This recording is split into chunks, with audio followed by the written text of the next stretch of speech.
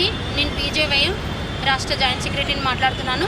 నిన్న రాత్రి ఏదైతే గట్కేసర్లో జరిగిన గో సంరక్షణ భాగంగా నిన్న రాత్రి ఇబ్రహీం అనే వ్యక్తి ప్రశాంత్ కుమార్ సోను సింగ్ అనే వ్యక్తిపై ఏదైతే బుల్లెట్తో గాయం చేశాడో ఇప్పుడు ఆ వ్యక్తి యశోద హాస్పిటల్లో చికిత్స పొందుతున్నాడు.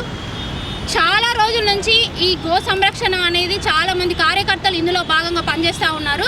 కానీ దీనికి పర్మిషన్ లేకుండా కూడా ఈ పర్మిషన్లు ఎక్కడి నుంచి వస్తున్నాయి, అసలు వీళ్ళ గన్స్ ఎక్కడి నుంచి వస్తున్నాయి, ఇంత విచ్చలవిడిగా ఓఆర్ఆర్ల కాడ చెకింగ్, అక్కడ చెక్ పోస్ట్ అంటారు, ఇక్కడ చెక్ పోస్ట్ అంటారు, ఇట్లా గన్నులు పెట్టుకొని తిరుగుతుంటే ఎక్కడ ఈ పోలీస్ వ్యవస్థ ఎక్కడ పనిచేస్తుంది అంటే చెక్ చేయట్లేదా? వీళ్ళకి అడ్డగోలుగా పర్మిషన్స్ ఎక్కడ వస్తున్నాయి అంటే విచ్చలవిడిగా మేము పని చేసుకుంటాం, అడ్డొస్తే షూట్ చేసి పారేస్తామని మెసేజ్ ఇస్తుందా ఈ కాంగ్రెస్ ప్రభుత్వం?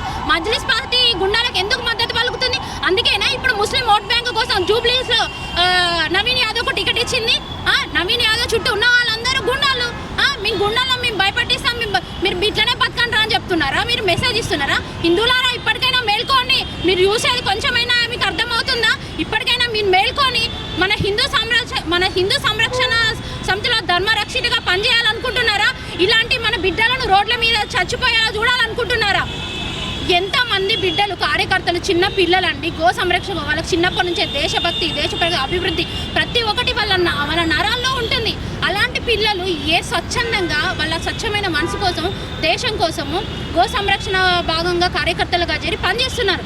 అలాంటి వాళ్ళు పిల్లలు నిజంగా చిన్న ఏజ్ అండి వాళ్ళది, షూట్ చేసి పంపితే వాళ్ళ అమ్మ నాన్న దిక్కుతోచని స్థితిలో ఉన్నారు. వాళ్ళ అమ్మ అంటుంది నేను ఒకటి బాధగా, నేను ఇంకొక 10 మంది బిడ్డలు కనైనా ఇలాంటి దేశం కోసం ధర్మం కోసం పని చేపిస్తానమ్మా, నాకు ఎలాంటి బాధ, నేను ధైర్యంగా ఉన్నాను. నా అమ్మ అసలు ఎంత కడుపులో ఎంత బాధపడి ఉంటుందండి.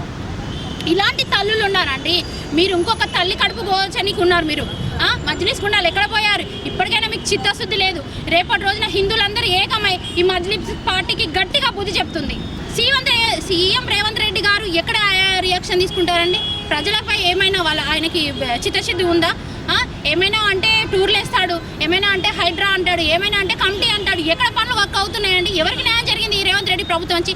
ఇప్పుడు 2 సంవత్సరాలు గడుస్తుంది. 2 సంవత్సరాల కాలంలో ప్రజలకు ఉపయోగపడే ఒక్క పని చెప్పండి. నిన్న ఇష్యూ అయింది, ఇంతవరకు దాని మీద ఒక ప్రెస్ మీట్ కానీ, ఒక ఎమ్మెల్యే కానీ, ఎంపీ వచ్చి దానికి సమాధానం చెప్పలేదు.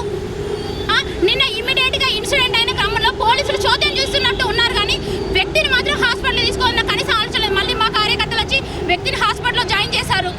మీరు ప్రజలను రక్షించడానికి కదా ఉన్నది, మరి ప్రజలను భక్షించే క్రమం జరుగుతుంది.